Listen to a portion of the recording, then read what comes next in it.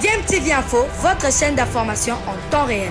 La politique, la santé, le sport, les faits de société, la musique, les rumeurs et bien plus encore. Vous découvrirez cela dans notre chaîne DMTV Info.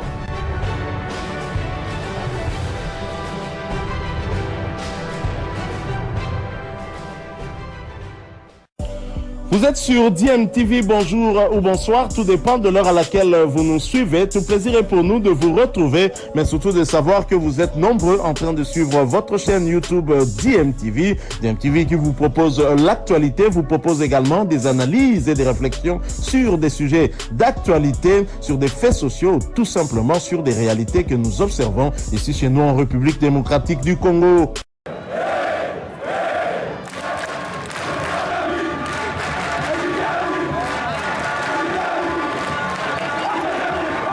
Une foule immense, des chants et des cris de joie pour une ambiance incandescente. C'était la folie au stade Frédéric Kibasa Maliba ce jeudi soir pour célébrer le retour des cheminots sur l'échiquier continental. Le football club Saint-Éloi Lupopo n'avait plus disputé une compétition africaine depuis 6 ans et 2 mois, alors l'attente était très grande. Ambiance particulière dans les gradins au coup de sifflet final. Mais sur le terrain, le morceau était très dur à croquer. Les visiteurs sont bien mieux rentrés dans la partie et la défense jaune et bleue concède quelques corners peu dangereux pour autant. Le football club Saint-Éloi Lupopo démarre enfin son match et la tête plongeante de Zembélé reprenant le centre de Manu Bola fait passer un frisson à la 34e minute. 6 minutes plus tard, Manu Bola, pour sa première sous sa nouvelle tunique, transforme avec maestria le pénalty accordé aux cheminots après le contrôle de la main dans le grand rectangle. Sur coup franc, le mur se disloque, Massini frappe et le défenseur des Immaculés dévie la balle avec un bras levé.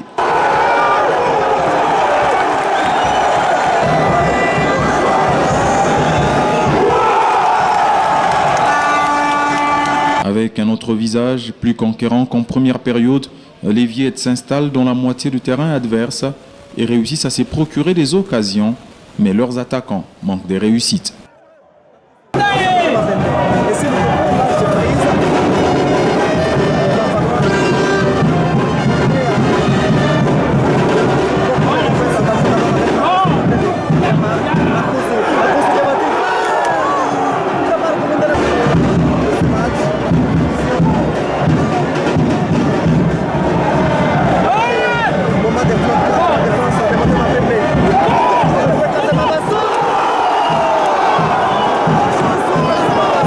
En toute fin de partie, Motema Pembe pousse et sème la panique devant le but de Yves Mukawa sans trouver la faille. Malheureusement, avec désormais 45 points au classement partiel, les protégés du boss Jacques Yaboula Katoué ne se feront plus rattraper. 7 ans après, le football club Saint-Éloi Lupopo retrouve l'Afrique. C'était le match qu'il ne fallait pas perdre pour les cheminots de Lubumbashi qui recevaient ce jeudi au stade Frédéric Kibasa Maliba les Immaculés du Daring Club Motema Pembe en match au sommet de la Vodacom Ligue 1.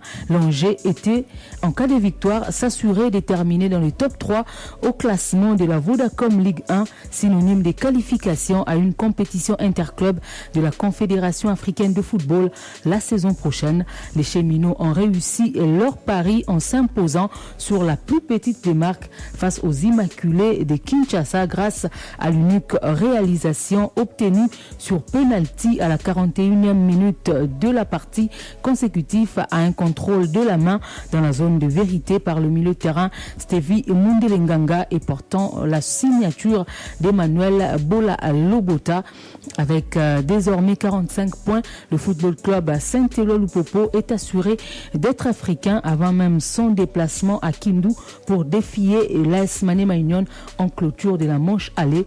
Christian Braconi, entraîneur des cheminots de Lubumbashi, n'a pas manqué de remercier son groupe qui est resté impliqué afin d'atteindre l'objectif de la saison. Les éléments, ils sont nombreux. En premier lieu, il faut toujours remercier les joueurs pour leur investissement, leur engagement de tous les instants. Depuis 10 mois, ils travaillent tous les jours très dur, ils n'ont jamais rechigné au travail. Ils sont récompensés aujourd'hui, c'est à eux que je pense en premier.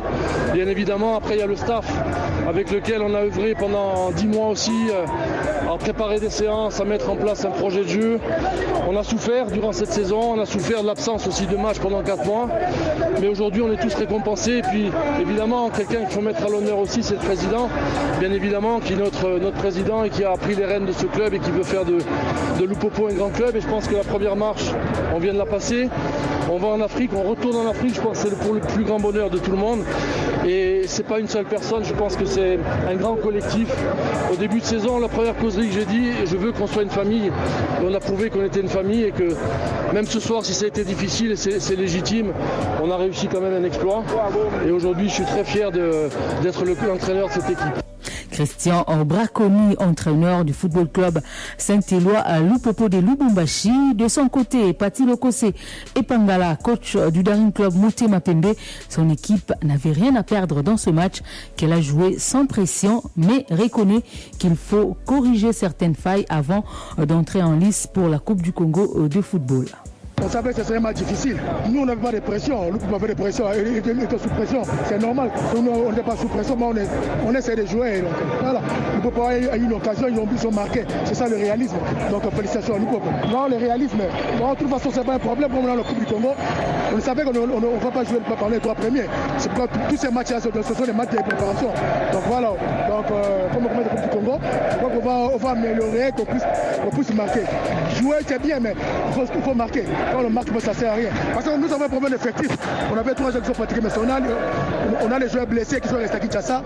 Donc on est un peu de faire le ménage de l'axe central. Mais ça a tenu, on a travaillé, ça a tenu. Pati Lokose Epangala, entraîneur du Daring Club Motema Pembe. Le championnat national va se poursuivre ce vendredi 17 juin 2022 au stade tout-puissant Mazembe de Lubumbashi. Rencontre des extrêmes entre les leaders au classement avec 45 points pour 17 matchs joués. Le tout-puissant Mazembe et le Racing Club de Kinshasa, bon dernier avec 7 points pour 16 matchs disputés. Si le dernier est d'ores et déjà condamné à jouer en division inférieure la saison prochaine, le premier compte s'assurer d'ajouter une étoile supplémentaire à son palmarès dès ce vendredi en cas de victoire. Franck Dumas, qui rappelle que ces poulains ont leur destin en main, espère que ces derniers feront quelque chose de bien à l'occasion de ce dernier match à domicile. Elle a été plus facile que 19 autres équipes, parce qu'on était toujours en course pour la CAF. Donc ça nous permet d'entraîner correctement, même s'il y avait parfois des décalages de 15 jours avec la CAF, on s'entraînait comme si on avait un match. Donc on doublait les séances, on a fait des séances très dures pour rester dans le rythme, justement. On a fait quelques oppositions avec les jeunes de Africa, entre nous. Nous on a gardé nos rythmes, d'accord, même si maintenant on a les internationaux qui sont rentrés aujourd'hui et qui sont pas entraînés depuis quelques jours. On va voir comment ça va se passer. Mais déjà ceux qui étaient avec moi, ils ont très bien bossé. J'étais vraiment content de leur comportement et leur aptitude à vouloir travailler. Donc le groupe réagit bien. Ok, on a notre destin en main. Pas de pression supplémentaire, la pression on l'a tous les jours, c'est le métier qui fait ça, et on en a besoin. Et puis c'est notre dernier match aussi à la maison, et faire quelque chose de bien pour avoir un partage avec les supporters. Franck Dumas, entraîneur du tout-puissant Mazembe de Lubumbashi, avant la rencontre face au Racing Club de Kinshasa prévue à 15h30 en heure locale et 14h30 heure de Kinshasa. Nous changeons de chapitre pour parler cette fois-ci du football féminin, 13e championnat national en ouverture ce jeudi 16 juin 2022 au stade des Martyrs de la Pentecôte.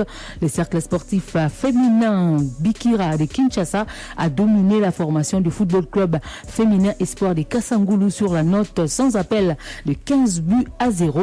Et en deuxième explication, le football club féminin Amani, tenant du titre, a dominé Daring Club Motema Pembe Bikira de Lubumbashi sur la note de 4 buts 0. Le championnat va se poursuivre ce vendredi 17 juin 2022 sur 2 sites au stade des Martyrs à 10h. Espoir de Kinshasa, Ituri Football Club féminin dans le groupe B à 12h. OCL City contre OCEK dans le groupe B et à 15h Benisport Football Club féminin B52 pour les comptes du groupe B également. Et au centre technique Koura-Rampova à 10h jeunesse sportive des Kolwezi contre V-Club des Bumba en version plutôt dans le groupe D. Et à 13h Football Club féminin Tosepela contre Renaissance dans le groupe C. Et à 15h, le Football Club féminin Mazembe contre Football Club Bolenge dans le groupe C également. La participation de la République démocratique du Congo aux Jeux Olympiques Paris 2024 doit être de loin meilleure que les précédentes.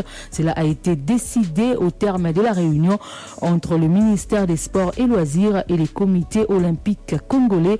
À cet effet, les ministères des Sports et le comité olympique se sont convenus de ce qui doit être fait pour y parvenir, notamment un chronogramme des compétitions bien identifié pour la sélection nationale prévue dès le mois de juillet prochain et la préparation des athlètes congolais, laquelle préparation passera par l'organisation des Jeux congolais sous la supervision d'une commission ministère des Sports, comité olympique congolais. Alain Badiachile Kayachi est secrétaire général du comité olympique congolais. Comme échéance suprême, nous avons les Jeux Olympiques Paris 2024. L'identification se fera de manière substantielle au niveau de l'organisation des Jeux congolais. Nous avons toujours appelé de tous nos voeux. Il est question ici qu'on puisse procéder à une certaine préparation efficace de ces jeux-là. Après coup, il faudra identifier quels sont nos jeunes gens qui vont faire la différence, qui vont se distinguer pour investir, les préparer aux grandes échéances continentales et olympiques. Alain Badiachile Kachi, secrétaire général du comité olympique congolais.